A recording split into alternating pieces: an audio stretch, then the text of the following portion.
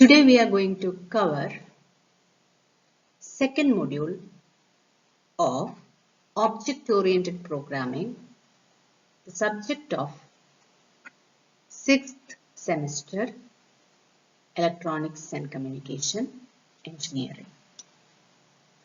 Topics to be covered in today's class: inheritance, that's the main topic, and in inheritance we have to learn multiple inheritance, multi-level inheritance, hierarchical inheritance, and hybrid inheritance. Let's learn one by one. So first we have to know what is inheritance. We have seen in the basic concepts what is inheritance. That is, from the main class, the properties of the main class is inherited in a subclass. That is, a parent class is deriving as child class, and child class inherits the properties of the parent class, inherits the characteristics of the parent class. That is, when we are calling the child class, automatically the parent class will be executed. That is inheritance, inherits the property of the main class or the base class. Okay, that is what written, a capability of a class to derive properties and characteristics from another class. From the parent class, it inherits the properties. That is inheritance. Two classes are there in inheritance: superclass. Superclass is otherwise known as a base class, and then subclass, that is otherwise known as the derived class. That is, subclass has been derived from the superclass. Okay, superclass is the parent class and subclass is the child class. Here is the syntax of implementing inheritance. That is, class keyword you have to write, subclass name, colon, and then access specifier mode, base class name. That is the name of the subclass, and then you have to mention the name of the base class from which this subclass has been derived, and the access specifier of the base class, and then write body of the subclass. This is how subclass can be defined in C++. Next is modes of inheritance. If the base class access specifier is public, and if it is having access specifiers as public, protected, and private, so the public access specifier of the base class, when it comes to the derived class, it will be public, and protected will be protected, and private will be private itself. That is same how it is appearing in the base class, same way it will appear in the derived class. But if the access specifier of the base class is protected, the public access specifier in the protected access specifier will become protected in the derived class. Protected, same way it will be protected itself, and private will be private itself. Okay, and if the base class access specifier is private, within this private, if public is there, it will become private, protected will become private, and private will remain as it is. That is, the only thing is that if the access specifier is public, same way how the base, same way you will get the derived, and if it is protected, public and protected will become protected, same as it is. Okay, private will be private, and for private all will become private. So that is modes of inheritance. Next is types of inheritance. First, single inheritance, that is one parent and one child, that is single inheritance. Multiple inheritance, that is parents will be many and child derived class will be one. This many base classes and only one derived class, that is multiple inheritance. Third one is hierarchical inheritance. That means base is 1 and derived will be many. That is hierarchical inheritance. And the next one is multi-level inheritance. That is one base class, from there another class has been derived, and from there another class has been derived. That is many levels are there. That is multi-level inheritance. Last one is hybrid inheritance. That means a combination of all the other inheritance. These are the types of inheritance. Next class we will see each type in detail. Here is a syntax of single inheritance.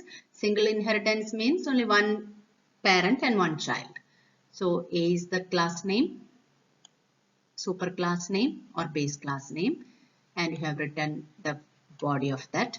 And then C, class B, colon, access specifier, and then base class name. Okay, B is the derived class and A is the base class. So class B has been derived from A, and you have to write the access specifier of class A.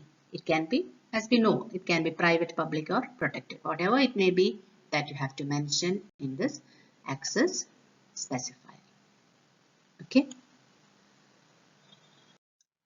Here's an example. Product of two numbers using single inheritance.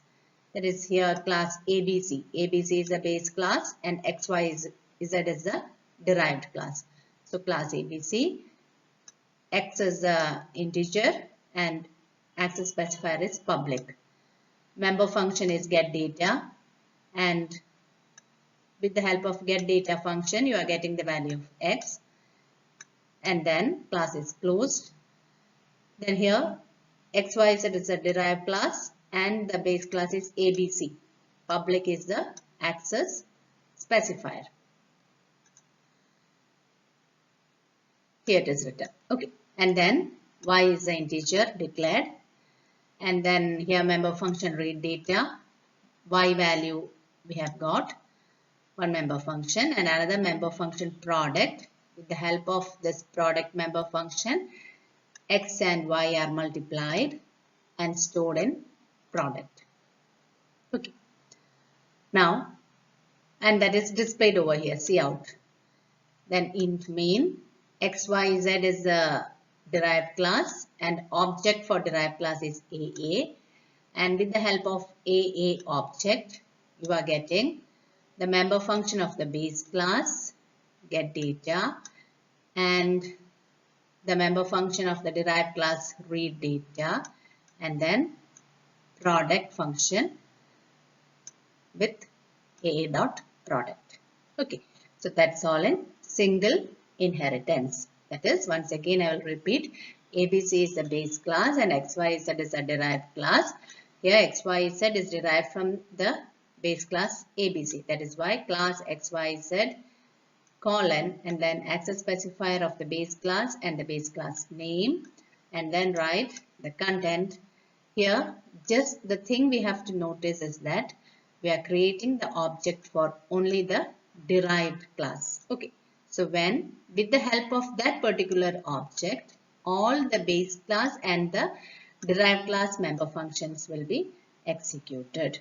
So that is all about single inheritance. Next is multiple inheritance.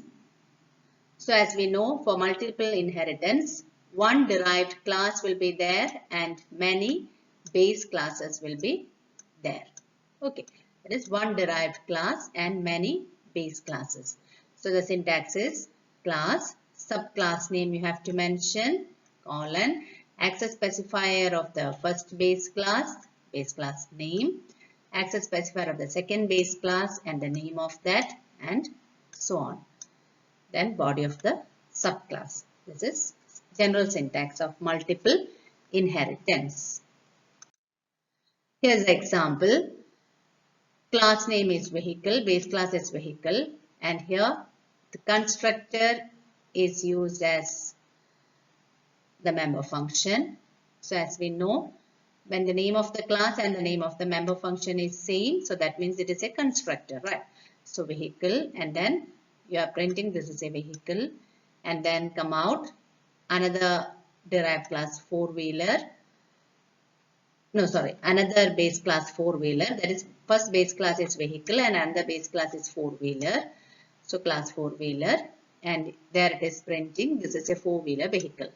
So two classes, two base classes. One is vehicle and one is four-wheeler. Okay, and then the subclass name is car public vehicle. That is, vehicle base class is having the access specifier as public, and four-wheeler is also having public. So vehicle, public vehicle, comma, public four-wheeler, and write the content of the subclass car, and then come to the main section.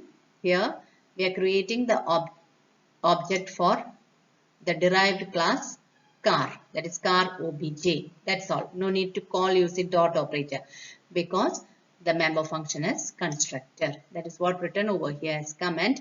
That is, creating object of subclass will invoke the constructor of the base classes. It will be automatically executed. So that is multiple inheritance. Okay. So today we have seen what is single inheritance and an example of single inheritance, multiple inheritance and its example. Hope it was clear for you. Thank you. Now we'll see what is multi-level inheritance. Multi-level inheritance means one base class will be there, from there another derived class, and from that derived class another derived class, and it will go like that. That is multi-level inheritance. Here is an example for multi-level inheritance. Base class is vehicle and it is having a constructor which is printing this is a vehicle. Okay, and then come to the derived class. Four-wheeler is the derived class which has been derived from the base class vehicle, and access specifier of base class has been given. And here also again you have written the member function four-wheeler, that is also a constructor. That is, from the vehicle you have derived four-wheeler. Here you see this is a second subclass. Okay, class car, and the parent of car is four-wheeler. That is, from the vehicle is the first one. From the vehicle the four-wheeler has been derived, and from four-wheeler car has been derived. Okay, and here a constructor car. And then main section, for the lower level subclass you are creating the object car obj. Since this is a constructor, as we have discussed, no need to call the member function using dot operator. Automatically that will be executed. Okay, first the parent class will be executed, then the next child class will be executed, then the lower level child class will be executed. Next is hierarchical inheritance. That means more than one subclass from single base class. That is, only one base class and many subclasses will be there. Many will be there. Okay, so that is hierarchical inheritance. So let's see the example of that. Here the same method has been followed. That is, vehicle is a base class and car is one derived class and another derived class is bus. Public is the access specifier. It is mentioned over here, and constructors have been used. This is a vehicle is to be printed, and then car is the first derived class and bus is another derived class. When come to the main section, for the derived class, objects have been created and automatically the constructors will be executed. Okay, here first, when for the derived class car, obj1 is the object, right? So with the help of that, with the help of obj1, this is a vehicle will be printed, and then another derived class is bus and obj2, and the same base class will be executed, and again this is a vehicle will be printed. So that's all about hierarchical inheritance. Okay, so today we have seen what is multi-level inheritance and hierarchical inheritance with example. Okay, hope it was clear for you. Thank you. Last one in inheritance is hybrid inheritance. So we have seen that hybrid means combination. So a hybrid inheritance is the combination of more than one type of inheritance. That is single, multiple, multi-level, hierarchical inheritance we have seen, right? So this hybrid is the combination of the other types of inheritances. Here is an example of hybrid inheritance. Vehicle is a base class and vehicle is a constructor, and the constructor is printing this vehicle. And then again, fare is a base class. See this picture, it is clearly represented. Vehicle and fare, they are the base classes, right? So within fare, another constructor, and you have to print fare of vehicle. And then comes class car, public vehicle. That means car has been derived from vehicle. Okay, vehicle is a base class and car is a derived class. See this from vehicle, car. Okay, and then class bus, public vehicle, public fare. That is, bus has been derived from vehicle and fare. See this, vehicle and fare, and that is to bus. Okay, and the set of statements. Then int main, bus is the derived class. For bus, obj2 has been declared as the object. Okay. Creating object of subclass will invoke the constructor of the base class. We know this. That is, if constructor means no need to call it with the help of dot operator. Okay. So that is what explained here. Creating object of subclass will invoke the constructor of base class. Okay.